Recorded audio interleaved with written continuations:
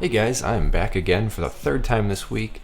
Third event in 3 days. It's been a busy, crazy week, but Samsung had their event today, the Galaxy Unpacked event, and I didn't realize kind of going into it, it's actually, they called it the Galaxy Unpacked Part 2. So there wasn't a ton of new stuff. They're just kind of rehashing some old things. There were a couple new things, but this should be a fairly quick one because the event was only like 20 minutes. So let's get into it. And if you like watching content around tech videos, that's what I do. I make high quality tech videos for real people with real budgets. So hit the subscribe button, hit like if you want to see more content in the future. I promise you this isn't my usual setup. It's not normally this thrown together and the mics in the shot, whatever. It's just impromptu, super informal discussion around this event. So let's talk about it. Overall for this event, I think they did a fantastic job with the cinematography. They did a great job filming. They did a great job with the graphics and just kind of the motion and the music. And it was like upbeat and it was engaging. I wasn't really bored throughout. I think they did a great job. And I also like the little subtle tones that they put in there of like the old Samsung phones turning on and like their sound design and their logos. Like, it was cool. I think they did a great job. It was a great production. So really the first 5 to 10 minutes of the event was basically an infomercial about the Z Flip3. And I got my hands on that and I did a video. You can go check it out up in the corner. I think I'm pointing in the right place there. Yep, go check it out in the corner up there. I got my hands on it. I used that device for a while and I gave a pretty good review, I think, just in depth about the entire phone. So definitely go check that out if you're interested in learning more about it. They didn't really announce any new devices in this event. It was all kind of just rehashing things that they've already released. So the Z Flip3 came out a matter of months ago, but they're talking about it again, just kind of putting it like a commercial or an infomercial out there and just why people love their Z Flip3 and what they use it for and all that jazz. The thing that they announced that's new with the Z Flip3 is they now have a Bespoke edition, and I had to Google that word because I had no idea what that meant. But basically, for anybody else like me that doesn't know what it basically means it's a product or a good that's created specifically for somebody, like it's custom. So now they have the Bespoke edition, which basically means that you can choose the colors of the different panels on the phone. So like you can have the top be one color, the bottom be another color, and then mix and match to create your own custom color combination. They said that there are 49 different color combinations, which is pretty cool, pretty impressive. And that you can also swap the color panels for a fee later on if you get tired of the color of your phone. But I don't know, I think that's kind of, all right, makes sense. It's kind of a cool offering to be able to give people that option when they're creating their phone or like whatever. I see it as just put a case on it. If you don't like the color, like put a case on it, protect it, whatever. Some people aren't case people and I can understand that, but why would you like pay extra later on to change the color of your phone? Like just put a case on it or live with it. I don't know. We're almost getting to the point where there's too many options. It's cool. It's nice. I wouldn't mind like kind of creating a custom phone myself, but in the end, it's just, I feel like it's another attempt at a cash grab for them, that if people don't like the color of their phone or they get bored with it super quick, oh, just pay us some money and we'll send you new panels for it. You can change the color. I'm not expecting that would be a cheap fee. They just said it was a fee, so I have no idea. Also, something I noticed when they were talking about this Bespoke edition, they listed the price at $1,099, so $1,100. That's $50 more than the regular Z Flip 3. The regular Z Flip 3 price is $1,050. So you're paying an extra $50 to be able to put your own custom color panels on it, which I don't think is completely worth it. They're making you pay for the customization, which is kind of ridiculous in my opinion. Then they went in and talked briefly about the Galaxy Watch 4 and then stopped talking about that and went into talking about One UI 4. But then they came back to talking about the Galaxy Watch 4 again later. So for now, let's talk about One UI 4. And I think that's still just a terrible naming scheme. One UI 4, version 4. Like, I don't know, they couldn't come up with anything better. But I think the software is onto something here and they're doing really good things. So I got the chance to really use and try out One UI 3, I believe, when I had the Z Flip 3.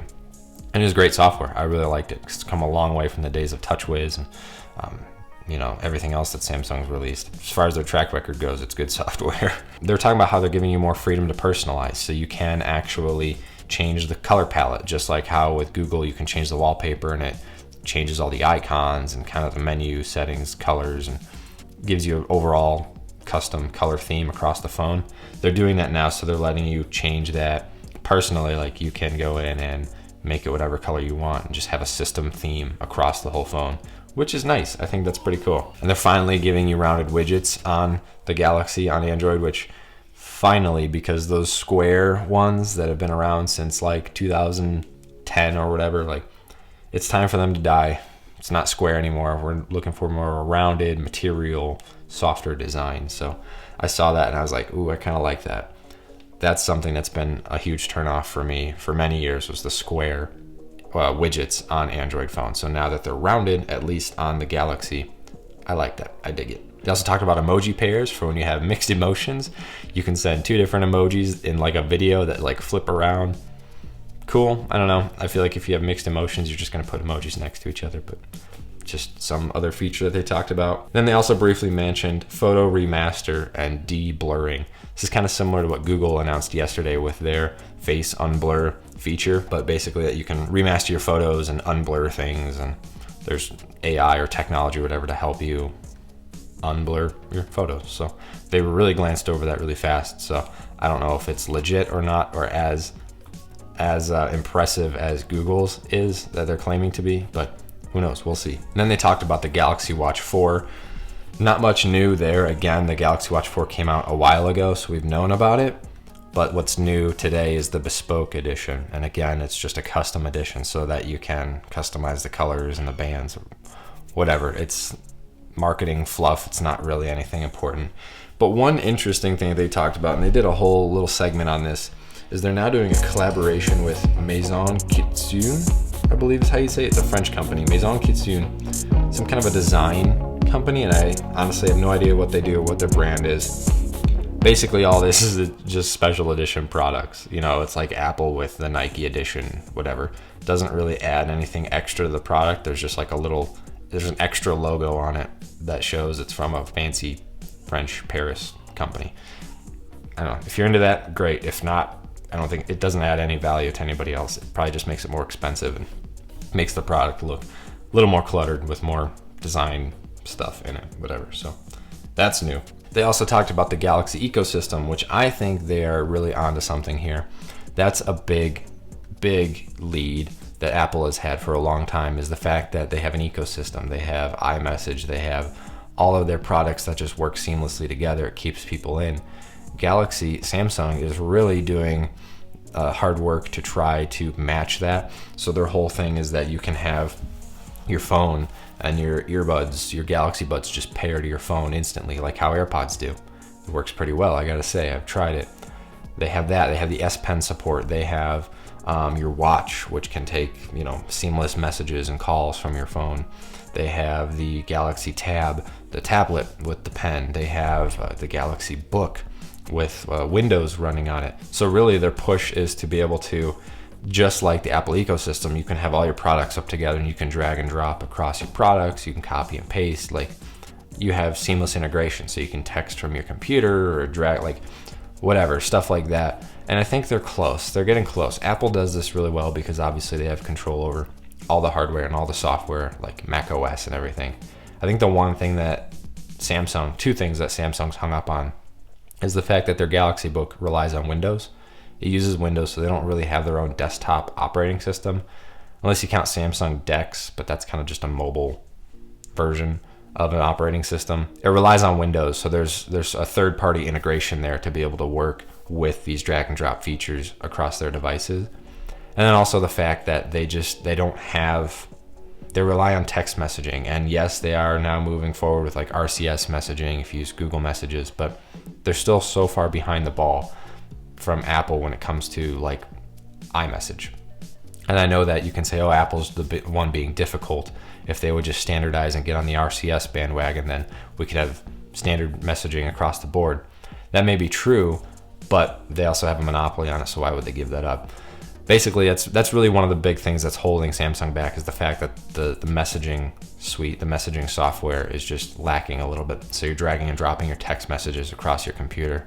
And they did talk briefly about WhatsApp, that there's now a partnership or integration in the Samsung app, so you can migrate your WhatsApp conversations from your old iPhone to your Samsung. That's what they said. Here in the US, at least, if you have an iPhone, you use iMessage. Like, I don't have any friends that use WhatsApp at all. And I understand that's different in different countries, but here in the US, like, nobody uses WhatsApp. People barely use like Telegram for stuff.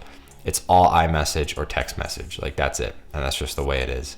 So I don't know, just kind of something that's holding them back from actually creating a competitive ecosystem. And then within that ecosystem, they also talked about their smart things. So like even your washing machine, your dishwasher, your fridge, if they're all Samsung products, you can see them and control them from your phone. They even have a network within this Smart Things app to be able to find things like their Galaxy Pen if they lose it, or their watch. It's sounding pretty similar to Apple's Find My. They didn't go into a whole lot of detail about like the technology, but they talked about similar language. It's a network of products that they're able to use to triangulate and ping locations and all that. So it's very similar to Apple's Find My network. And then also Quick Share. Again, not necessarily anything new, but this is their answer to AirDrop. So you can quick share photos or messages or content from one Galaxy device to another. Just like how I can AirDrop photos from my iPad to my Mac, you can do that between Galaxy devices. So I think it's a good thing. It's cool to see them coming out with that and kind of taking strides to be competitive with Apple on that front. But like I mentioned earlier, there's just a couple things that are still holding them back from going completely all in on their own ecosystem. And that's really it. I was kind of surprised. I was a little jarred, but it was like they were talking about all this stuff and then it was like over. That was it. We weren't even 20 minutes into the presentation. I was expecting like an hour maybe. I'm like, okay, these products are new. There's a couple new like software announcements, but you know, is there anything else new that's coming up? What else is big that's gonna happen? And then it was just like over.